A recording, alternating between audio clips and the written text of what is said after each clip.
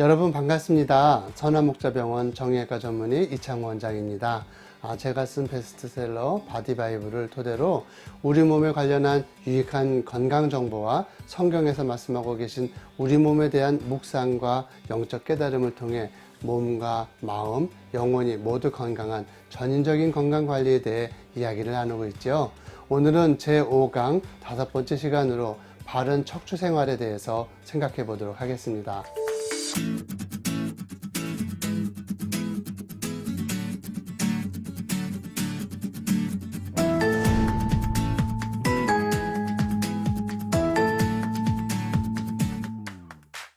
제가 볼 때 정형외과에 찾아오시는 환자분들 중에서 가장 많은 질환 중에 하나가 척추 질환입니다.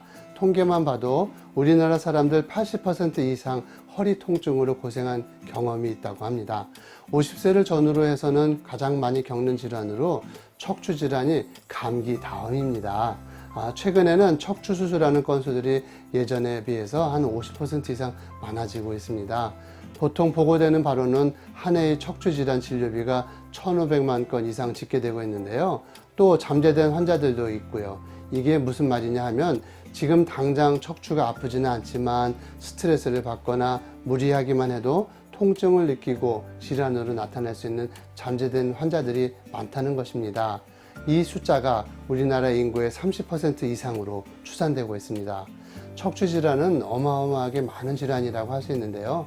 문제는 척추 질환이 나이를 가리지 않는다는 겁니다. 나이 어린 초등학생들의 경우만 해도 척추 측만증이나 후만증을 앓는 아이들이 10% 정도 될 정도로 추정되고요. 중학생이나 고등학생들 중에서도 허리 디스크 환자들을 보게 되는 일이 아주 흔한 일이 되었습니다. 여러분도 한번 스스로 척추 질환을 가지고 있는지 테스트해 보시기 바랍니다. 제가 8가지 질문을 해볼 텐데요. 이 중에서 하나라도 해당되면 잠재된 척추 질환 환자라고 볼 수 있습니다. 언제든지 척추 질환에 걸릴 수 있다는 뜻이지요. 그리고 2개 이상 해당되시면 이건 이미 척추 질환을 가지고 있는 분이라고 할 수도 있습니다. 첫 번째로 허리가 좌우로 휘거나 등이 굽어 있지는 않으신가요? 두 번째로 앉아 있다가 일어날 때 허리 쪽에 통증이 느껴질 때가 있지 않습니까? 세 번째로 골반이나 무릎 뒤가 저리고 하지 않습니까? 네 번째로는 앉아 있을 때에는 통증이 없는데 서거나 걸으면 아프지 않습니까? 다섯 번째로 신경이 마비되는 느낌이 들거나 감각이 떨어지지는 않는가요? 여섯 번째로 허리 통증이 2개월 이상 지속되지 않습니까? 일곱 번째로 조금만 무리를 해도 허리에 이상이 생기지 않습니까? 여덟 번째로 허리 근육의 통증이 반복되거나 지속되지는 않는지요? 여러분 어떠신가요? 이 8가지 중에 한 가지라도 걸리지 않는 분이 있다면 대단히 건강한 척추를 가지고 계신 겁니다. 그런데 아마 그런 분들이 많지는 않을 거예요. 그만큼 척추 질환자나 잠재 척추 질환자들이 많기 때문이죠. 그렇다고 너무 걱정 안 하셔도 됩니다. 이 8가지 증상이 있다고 해도 85% 정도 되는 분들은 보존치료, 물리치료, 자세교정으로 수술하지 않고도 고칠 수 있습니다. 문제는 15% 정도 되는 분들인데요. 이분들은 전문적인 치료를 받으실 필요가 있습니다. 그럼 왜 이렇게 척추 질환들이 많이 생기는 걸까요? 이걸 알려면 우리 몸의 척추 구조가 어떻게 되어 있는지를 알아야 하는데요. 척추는 위로는 머리를 받치고 있고 아래는 허리와 골반을 연결해주는 기둥뼈라고 할 수 있습니다. 한마디로 몸의 중심 역할을 하면서 기둥 역할을 하고 있는 구조인데요. 우리의 몸은 이 척추가 S자 형태의 굴곡을 가지면서 직립보행을 하고 할 수 있게 되어 있습니다. 척추는 완만한 S자 형태이기 때문에 직립보행을 할 때 일종의 완충 쿠션 역할을 하게 됩니다.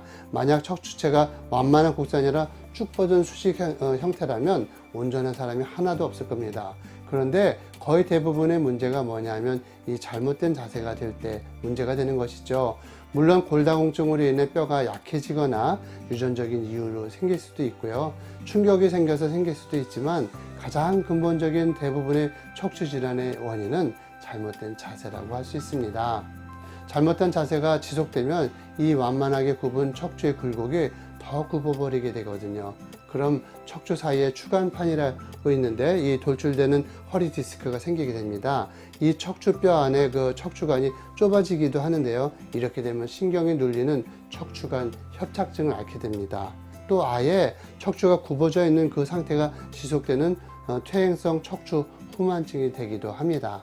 그렇다면 잘못된 자세가 어떤 자세일까요? 제가 실감나게 말씀드리자면 잘못된 자세는 편한 자세입니다. 이 편한 자세가 척추 망가지게 하는 대부분의 원인입니다. 척추는 편한 자세가 아니라 바른 자세가 돼야 되는 것입니다. 서는 거, 눕는 거, 앉는 거, 물건을 드는 거 다 바른 자세가 있습니다. 설 때는 무게가 한쪽으로 쏠리지 않도록 똑바로 서야 되고요. 앉을 때는 의자에 꼬리뼈를 바싹 붙이고 앉아야 바른 자세가 되지요. 운전하는 경우에도 등받이를 높이지 말고 발도 브레이크 악셀레터에서 좀 멀리 있지 않게 해야지 바른 자세가 되는 것입니다. 물건을 드는 자세도 허리를 세우고 앉았다가 허리를 세운 채로 허벅지로 또 무릎을 세우면서 들어올리는 자세가 바른 자세입니다.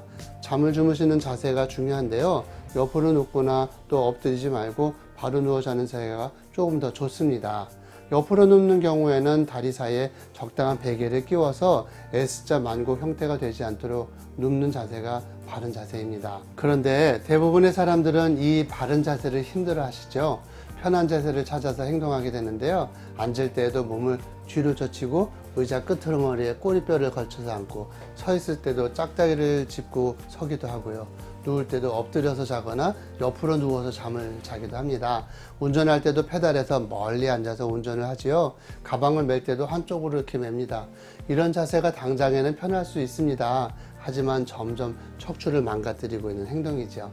가장 흔하게 생기는 그 디스크의 경우만 보더라도 수술 안 받고 치료만 해줘도 2, 3주면 좋아지게 되는데, 견인 치료, 온열 치료, 또 스트레칭만 반복해도 빠져나온 디스크가 어느 정도 회복이 됩니다. 그런데 정말 문제는 또 삐져나온다는 거예요.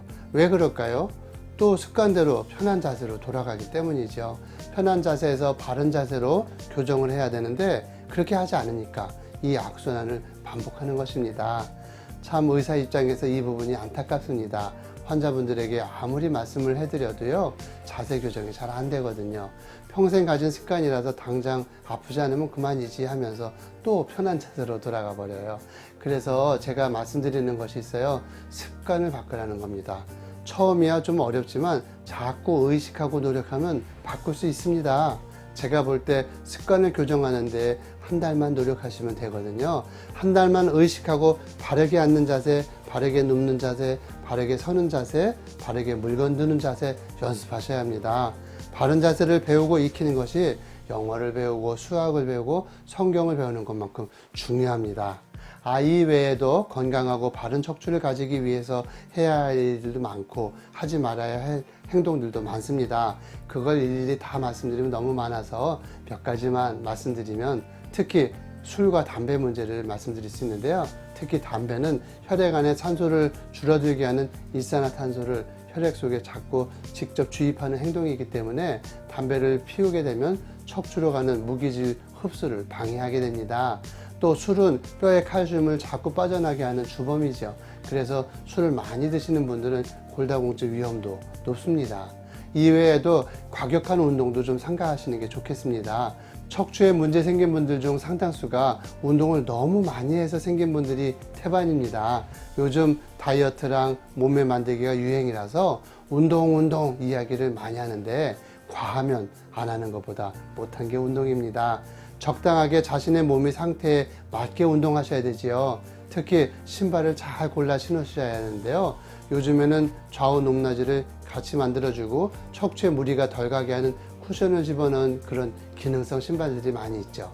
그런 신발을 신고 적당하게 운동을 하시는 것이 중요합니다.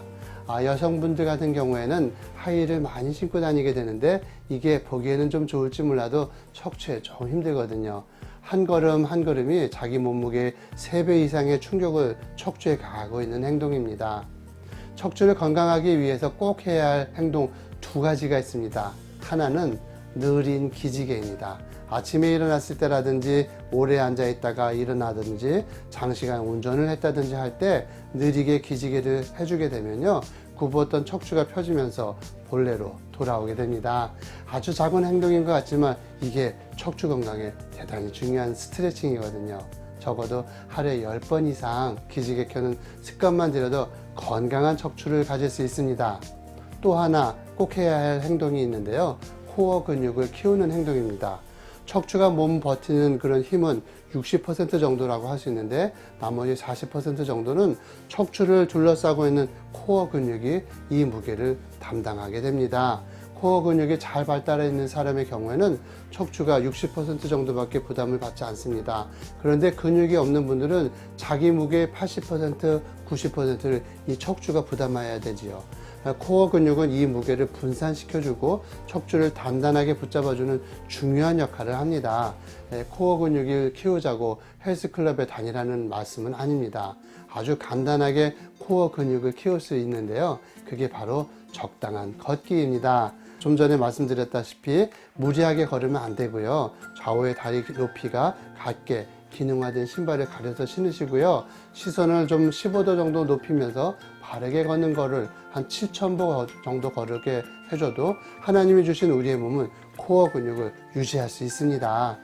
조금 더 코어 근육을 키우겠다고 하시는 분들이 있다면 요즘 잘 알려진 그런 프랑크 자세를 취해도 좋고요. 수영을 해도 좋습니다. 어떤 식으로든 코어 근육만 잘 유지시켜 주시고 척추를 쉽게 망가뜨리지 않고 또 망가졌다 해도 잘 버틸 수 있게 되실 것입니다. 이 정도면 건강한 척추를 가지기 위한 바른 생활에 대해 필요한 말씀은 어느 정도 드린 것 같습니다. 이제 제가 척추를 보면서 느끼고 있는 묵상의 말씀을 해드릴까 합니다.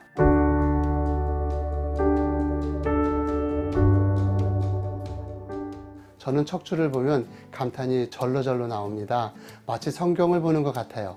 눈에는 뭐만 보인다고 저의 경우에는 의사이지만 척추를 봐도 장로라고 성경이 보입니다. 건축학적으로 보자면 척추는 집의 기둥이라고 할 수 있겠죠. 마치 하나님이 사람이라고 하는 집을 건축하실 때 척추라는 기둥을 만들어서 위로는 머리를 받치게 하고 아래는 골반과 다리를 붙잡아 두게 하신 것이라 할 수 있습니다. 하나님께서 우리를 만드신 이유가 결국 우리 안에 들어와 내주하시겠다는 거 아니겠습니까? 결국 사람은 그리스도의 집이고요. 하나님의 거하시는 집이라는 얘기입니다. 그런데 성경도 마찬가지거든요. 성경이 하나님이 거하시는 성전 만드는 이야기 아니겠습니까? 그리고 그 성전이 바로 너희들이라고 하십니다. 곧 우리가 성전이라고 하는 집이라는 이야기지요. 그런데 우리 척추가 이 구조를 그대로 가지고 있다는 사실을 아십니까? 척추는 머리를 받치고 있는 7개의 경추와 12개의 갈비뼈 연결되는 12개의 흉추로 되어 있습니다. 그리고 흉추 밑에 허리와 연결되는 요추가 5개, 골반과 연결되는 천추가 5개, 이렇게 10개의 요추로 되어 있습니다. 그 밑에는 3개에서 5개 정도 꼬리뼈가 있지만 척추의 핵심은 7개의 경추, 12개의 흉추, 그리고 10개의 요추 부분입니다. 7과 12와 10이라고 하는 이 숫자가 우연일까요? 저는 우연이 아니라고 봅니다. 이런 척추의 수가 성경에서 말하는 수와 의미와 너무나 닮아 있기 때문인데요. 성경에서 7이라는 숫자는 안식을 의미하지요. 하나님께서도 6일 동안 세상을 창조하시고 7일날 안식하셨다고 합니다. 그런데 예수님께서 오셔서 인자가 안식일의 주인이라고 하십니다. 사도 바울은 아예 안식일의 주인이신 예수님을 교회의 머리라고 합니다. 7이라고 하는 안식일의 주인이 교회의 머리인 그리스도라는 것입니다. 우리의 몸이 교회라고 한다면 우리 척추 중에서 7개의 경추가 이 머리를 받들고 있습니다. 마치 예수 그리스도가 나의 머리이시며 나의 안식의 완성자임을 예표해 주듯이 경추 7개가 우리의 머리를 받들고 있다는 것입니다. 흉추를 봐도 그렇습니다. 흉추는 12개고요. 장기를 보호하는 갈비뼈 12쌍과 연결되어 있습니다. 흉추 12개는 몸을 의미합니다. 그리스도가 머리라면 교회는 몸입니다. 하나님께서 야곱의 12아들을 만드시고 그 12아들로 12지파를 만드시고 예수님께서도 12제자를 불러서 그리스도의 몸인 교회를 만드셨지요. 정말 기가 막히게 맞아떨어지지 않나요? 제가 성경에 이 척추 이야기를 갖다 붙이는 느낌이 아니라 제 느낌에는 하나님께서 우리 몸을 바이블로 먼저 삼으시고 성경을 이 몸의 언어로 쓰신 것이 아닌가 하는 생각이 들 정도라는 겁니다. 요추와 천추 10개도 마찬가지입니다. 요추와 천추는 생명을 잉태하는 골반과 연결되어 있습니다. 사람이 잉태되고 자라는 곳도 이 골반이죠. 이 골반이 요추, 천추 연결되어 있습니다. 그리고 우리가 골반 안에서 잉태되어 자라나서 태어나는 시간도 10개월, 열과 연결되어 있습니다. 성경에서 10은 말씀이자 계명을 의미합니다. 하나님께서 이스라엘 12지파를 어떻게 잉태하시고 만들어내시는가 하면 계명을 주시고 그 계명을 먹게 하심으로 만들어내십니다. 시내산에서 주신 그 10이라고 하는 계명을 받아 먹고 그 계명 안에서 잉태되는 백성을 당신의 백성으로 삼으셨죠. 마치 우리가 10개의 요추 안에서 10달 동안 어머니의 양분을 받아 먹고 자라난 것과 같은 이치가 성경에서도 펼쳐지고 있는 것입니다. 아, 인간이라고 하는 자체가 성경이구나. 내 몸뚱아리 이 자체가 하나님의 말씀이구나. 그래서 바디가 바이블이구나. 여러분 어떻습니까? 이게 느껴지시지 않으십니까? 저는 확신합니다. 성경이 가르쳐주고 있는 이 진리, 그것은 바로 우리 인간이 하나님이 거하시는 집이며 머리 대신 그리스도를 통해 교회인 우리가 연결되어 있다는 것입니다. 그리고 그분의 백성들은 10이라고 하는 하나님의 말씀을 만나러 받아 먹고 자라난 백성들이라는 것입니다. 성경이 이 진리를 우리에게 전해주고 있고요. 내 몸 자체가 그걸 증거해내고 있습니다. 그렇다면 여러분, 우리는 내 몸의 척추를 통해서 말씀하시고 있는 하나님의 분명한 뜻을 받아들여야 합니다. 하나님은 우리를 집으로 지으시고 교회를 지으시고 그 안에 거하기를 원하신다는 것을 말입니다. 집은 집 주인이 짓는 것입니다. 집을 짓는 목적은 그 집안에 집주인이 주인으로 들어가기 위해서입니다. 얼마나 영광스럽습니까? 얼마나 놀라운 일입니까? 그렇다면 여러분, 여러분의 척추를 느끼면서 이렇게 평생 스스로 물어보셔야 합니다. 이 몸이 집이라면 이 몸의 머리는 누구인가? 이 집안에 사시는 분은 누구인가? 그리스도가 아니라면, 내가 내 집의 주인이라면 나는 강도입니다. 참 주인을 몰아낸 내가 강도가 되는 것이며, 나라고 하는 이 집은 강도의 소굴이 되는 것입니다. 그렇지 않고 나라고 하는 이 집의 머리가 참 주인이신 그리스도라고 한다면 이 집은 성전이 되는 것이고 이 몸이 거룩한 교회가 되는 것입니다. 저의 이 묵상이 여러분의 삶과 건강한 척추의 의미가 되었으면 합니다. 감사합니다.